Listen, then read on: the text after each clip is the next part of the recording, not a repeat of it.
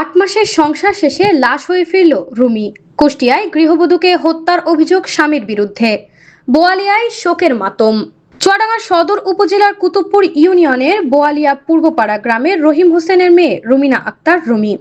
মাত্র ৮ মাস আগে পারিবারিকভাবে তার বিয়ে হয় ঝিনাইদহ সদর উপজেলার সাধুহাটি ইউনিয়নের বুড়া ঐনেতপুর গ্রামের নজরুল হোসেনের ছেলে রানা আহমেদের সঙ্গে। কিন্তু সেই সংসার টিকলো না 1 বছরও। শুক্রবার সকালে কুষ্টিয়া শহরে ভাড়া বাসা থেকে রুমির মরদেহ উদ্ধার হওয়ার ঘটনায় এলাকায় নেমে এসেছে শোকের ছায়া। নিহতের পরিবারের অভিযোগ, স্বামী রানা আহমেদ দীর্ঘদিন ধরেই রুমিকে শারীরিক ও মানসিক নির্যাতন করতেন।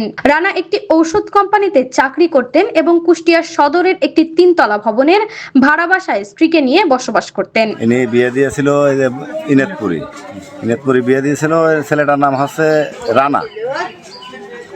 এখন এই ছেলেটা কি গ্যামজাম, যাই হোক বিয়ের পর থেকে খুঁটিনাটি গ্যামজাম হওয়ার পরে ইনার নাকি বউ আছে কুষ্টিয়ায়, আর একটা বউ আছে, একটা ছেলেও আছে। এখন এই মেয়েটা জানতে পারার পরে এই মেয়েটা বলে যে তুমি তাহলে যেখানে ডিউটি করো ওখানে আমার রুম ভাড়া করে দিয়ে ওখানে আমি থাকবো। এই বলে নিয়ে যায় যাই হোক সংসারে একটা মানে যতটুকু আমার শোনা কথা যে কালকে শুক্রবার এই জামাইটা নাকি সেই বোর কাজ যাবে। এ বলেছে আমি যাতে দেবো না। এই নিয়ে ঠুকরামুকরি হয়েছে। মেয়ের মার কথা, এটা মেয়ের মা বললো আমার কাছে যে এমনি ঠুকরামুকরি হয়েছে। হওয়ার পরে মেয়েটা আমরা তো যে দেখিনি গলায় দড়ি দিয়া কিংবা আমরা কোনো কিছুই পাইনি, আমরা যে মেয়েটা মর্গে পাইছি। পরিবার সূত্রে জানা যায় রুমিনা আক্তার ছিলেন রানার দ্বিতীয় স্ত্রী। বিয়ের আগে রুমির পরিবার জানতো না যে রানা পূর্বে আরো একটি বিয়ে করেছেন। পরে বিষয়টি জানাজানি হলে সংসারে শুরু হয় অশান্তি, কলহ ও ঝগড়াঝাটি। প্রথম স্ত্রীর ঘরেও সন্তান রয়েছে বলে জানিয়েছে নিহতের পরিবার। এই নিয়ে প্রায় রুমির উপর নির্যাতন চালানো হতো বলে অভিযোগ উঠেছে। পরিবারের সদস্যরা জানান, শুক্রবার সকাল 10:30টার দিকে স্বামী রানা আহমেদ রুমিকে মারধরের এক পর্যায়ে গলা টিপে হত্যা করে। পরে ঘটনাটি আত্মহত্যা বলে চালিয়ে দিতে ফ্যানের সঙ্গে ওড়না পেঁচিয়ে মরদেহ ঝুলিয়ে রাখা হয়।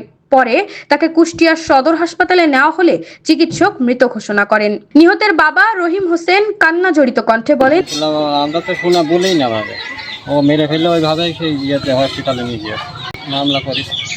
কোথায়? কুষ্টিয়াতে।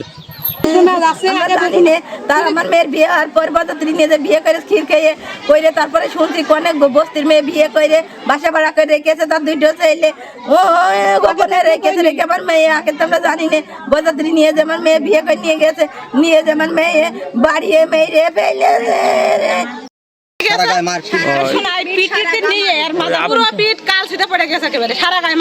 কুষ্টিয়ায় ময়নাতদন্ত শেষে শনিবার সকাল 10:30টার দিকে রুমির মরদেহ বোয়ালিয়া পূর্বপাড়ায় বাবার বাড়িতে পৌঁছালে এলাকায় শোকের মাতম শুরু হয়। স্বজনদের আহাজারিতে পুরো গ্রাম ভারী হয়ে ওঠে।